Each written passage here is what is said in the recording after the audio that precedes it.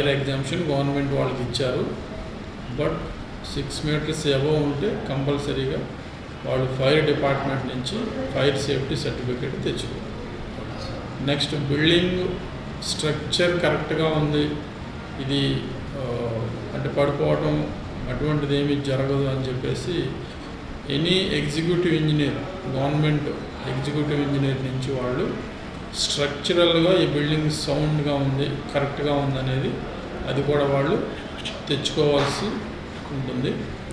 Next ఈ staff అది చూసుకుంటారు. స్టాఫ్లో క్వాలిఫైడ్ ఉంటారు, బిఎడ్ అయిన వాళ్ళు, డిఎడ్ అయిన వాళ్ళు, వాళ్ళు ఉన్నటువంటి రన్ చేస్తున్నటువంటి క్లాసెస్ని బట్టి అది మనం చేసుకోవాల్సి ఉంటుంది. తర్వాత పోలీస్ నుంచి నో అబ్జెక్షన్ తెచ్చుకోవాలి. దానికి సంబంధించిన ట్రాఫిక్ స్కూల్ సంబంధించి అది స్కూల్ విడిచిపెట్టినప్పుడు కానీ స్కూల్ దగ్గరికి వాళ్ళు మార్నింగ్ స్కూల్కి వెళ్ళే టైంలో కానీ ట్రాఫిక్కి ఎటువంటి డిస్టర్బెన్స్ ఉండదు, అది ఫ్రీగానే ఉంటుందని చెప్పేసి వాళ్ళు ఇవ్వాలి.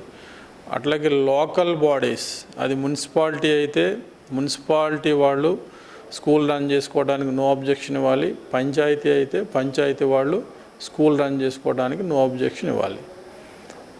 దెన్ వాళ్ళు కొంత గవర్నమెంట్ రూల్స్ ప్రకారం కాషన్ డిపాజిట్ ప్రైమరీ స్కూల్స్ అయితే 25,000, హై స్కూల్స్ అయితే 50,000, అది విత్ గవర్నమెంట్తో కాషన్ డిపాజిట్ కొంత కట్టాల్సి ఉంటుంది.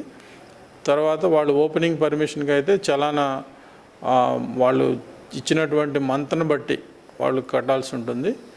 రెన్యువల్ అయితే ప్రైమరీ స్కూల్స్ 2,500, హై స్కూల్స్ 5,000 కంపల్సరీగా వాళ్ళు కట్టాల్సి ఉంటుంది. ఇవన్నీ కట్టి తర్వాత ఆన్లైన్ ద్వారా మాకు సబ్మిట్ చేస్తే ఆ లోకల్ ఆఫీసర్ ఎవరైతే ఉన్నారో ఆ లోకల్ ఆఫీసర్ వన్స్ అక్కడ వెరిఫై చేసి ఫిజికల్గా అక్కడికి వెళ్ళి ఇదంతా కరెక్ట్గా ఉందని మాకు ప్రపోజల్స్ ఫార్వర్డ్ చేస్తే అది ప్రైమరీ స్కూల్ అయితే డిఈఓ లెవెల్లో ఇస్తారు, హై స్కూల్స్ అయితే రీజనల్ జాయింట్ డైరెక్టర్ లెవెల్లో ఇవ్వటం జరుగుతుంది. రెన్యువల్స్ అయితే ఓపెనింగ్ పర్మిషన్ అయితే అది గవర్నమెంట్కి వెళ్తుంది డైరెక్ట్గా. సో ఇప్పుడంతా ఆన్లైనే, వాళ్ళు ఏమేమి సబ్మిట్ చేశారో ఎవరైనా ఆన్లైన్లో వెరిఫై చేసుకుని చూసుకోవచ్చు. ఇవి లేని కారణం చేత రీసెంట్గా ఒక 9 స్కూల్స్ని క్లోజ్ చేయడం జరిగింది. అంటే వాళ్ళకి రెన్యువల్ వాళ్ళకు స్కూల్ పర్మిషన్ తీసుకున్నారు, అది ల్యాప్స్ అయింది, బట్ రికగ్నిషన్ వాళ్ళు రెన్యువల్ చేసుకోలేదు కాబట్టి అవి క్లోజ్ చేయడం జరుగుతుంది. ఇప్పుడు ఉన్నటువంటి రూల్స్ ప్రకారం ప్రతి స్కూల్కి కంపల్సరీగా గవర్నమెంట్ పర్మిషన్ అయితే ఇచ్చి ఉండాలి. అలా లేకుండా రన్ చేస్తే ఏమవుతుందంటే ఆ పిల్లల యొక్క చదువు ఇబ్బంది అవుతుంది. ఇప్పుడంతా ఆన్లైన్ సిస్టమ్ కాబట్టి ప్రతి స్కూల్కి ఒక కోడ్ ఉంటుంది, దాన్ని యూడైస్ కోడ్ అంటాం. అది పర్మిషన్ ఉంటేనే గవర్నమెంట్ దానికి ఆ కోడ్ నెంబర్ ఇస్తుంది.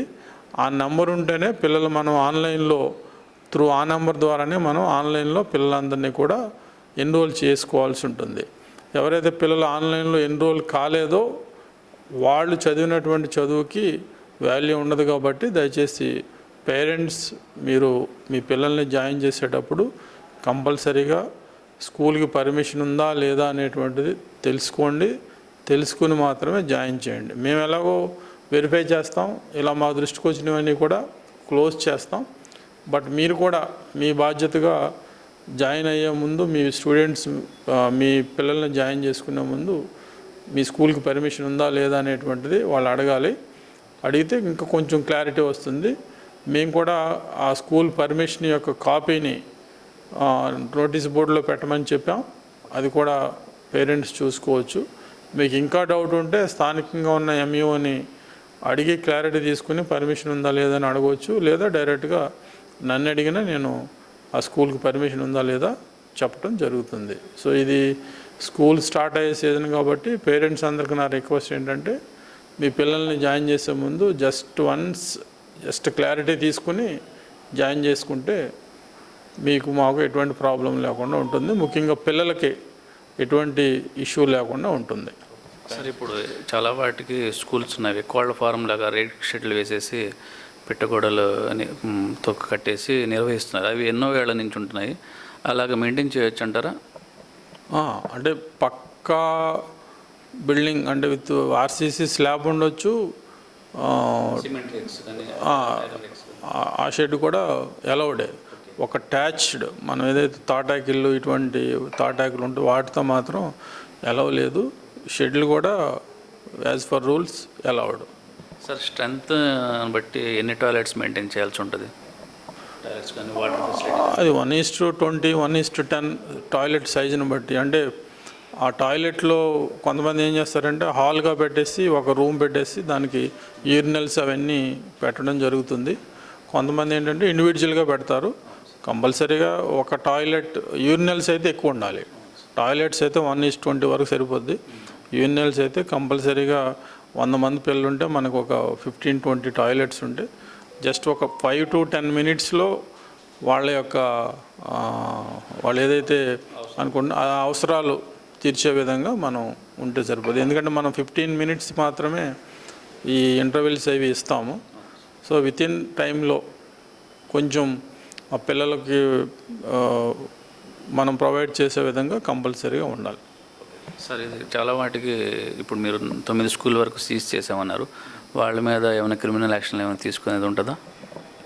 అంటే వాళ్ళ టైం అయిపోయింది కాబట్టి మనం క్లోజ్ చేసేసాం. వాళ్ళు దాన్ని ఫర్దర్గా రీఓపెన్ చేస్తే క్రిమినల్ యాక్షన్ తీసుకుంటాం. ఇప్పుడు సాధారణంగా కొత్తగా స్కూల్స్ అవి ఇంకా పాతి కానీ కొత్త కానీ పెడుతున్నాయి, కానీ వాటికి ప్లే గ్రౌండ్ ఉండట్లేదు. అది ఏమైనా మీ దృష్టికి వచ్చిందా? చాలా స్కూల్స్ ప్లే గ్రౌండ్ కోసం నేనేం చెప్పాలనుకుంటున్నానంటే రూరల్ అయితే మస్ట్ అండ్ షుడ్గా 2000 స్క్వేర్ మీటర్స్ ఉండాలి. అర్బన్స్లో కొన్ని ఎగ్జంప్షన్స్ ఉన్నాయి. మున్సిపల్ ఏరియాస్లో 1000 స్క్వేర్ మీటర్స్ ప్రొవైడ్ చేసుకోవచ్చు, లేదా ఇండోర్ ప్లే ఏరియా కింద 350 స్క్వేర్ మీటర్స్ ఉన్నా వాళ్ళకి సరిపోతుంది. వాళ్ళు ఏదైనా టైఅప్ చేసుకుని లోకల్ వేరే స్కూల్స్ నుంచి అది అలా ఇప్పుడు ఏమీ ఇవ్వట్లేదు అవి. బట్ ఈ 3 మాత్రం ప్లే గ్రౌండ్లో కంపల్సరీగా ఉండాలి. అయితే indoor play area 350 square metres, అట్లాగే 1000 స్క్వేర్ మీటర్స్ ఈ 2 మున్సిపల్ ఏరియా. రూరల్ ఏరియాకి వచ్చేసరికి కంపల్సరీగా 2000 స్క్వేర్ మీటర్స్ ప్లే గ్రౌండ్ డెఫినెట్గా ఉండాల్సిందే. అవి లేకపోతే శాఖపరంగా ఏమైనా చర్యలు తీసుకుంటారు? లేకుండా ఎవరో అవి ఉంటేనే అది మీకు ఆన్లైన్లో యాక్సెప్ట్ అవుతుంది, లేకపోతే అవ్వదు. అంటే గతంలో ఏదో జరిగింది, గత 2 years నుంచి మాత్రం అంత ఆన్లైన్ ప్రాసెస్ కాబట్టి ఎనీ ఫెసిలిటీ లేకపోయినా అది యాక్సెప్ట్ చేయదు. సో కంపల్సరీగా అన్ని డాక్యుమెంట్స్ ఉంటేనే వాళ్ళకి పర్మిషన్ ఇస్తారు.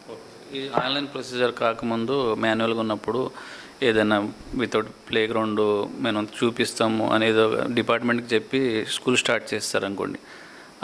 ఇప్పుడు మీ దృష్టికి వచ్చింది అనుకోండి, మన ఏ విధమైన శాఖపరంగా ఏ విధమైన యాక్షన్ తీసుకుంటారో అలాంటిది స్కూల్ యాజమాన్యం మీద? క్యాన్సిల్ చేసేస్తాం. లైసెన్స్ కంపల్సరీ క్యాన్సిల్ చేసేస్తాం. ఇంకా మనకి అక్కడ విద్యార్థులకు టీచింగ్ ఏ విధమైన స్టాండర్డ్స్ టీచర్స్ని మన ఎలా పెట్టుకోవాలని మనకి గైడ్లైన్స్ ఎలాంటివి ఉన్నాయి డిపార్ట్మెంట్ పరంగా? క్వాలిఫైడే వాళ్ళు నడిపే స్కూల్ని బట్టి.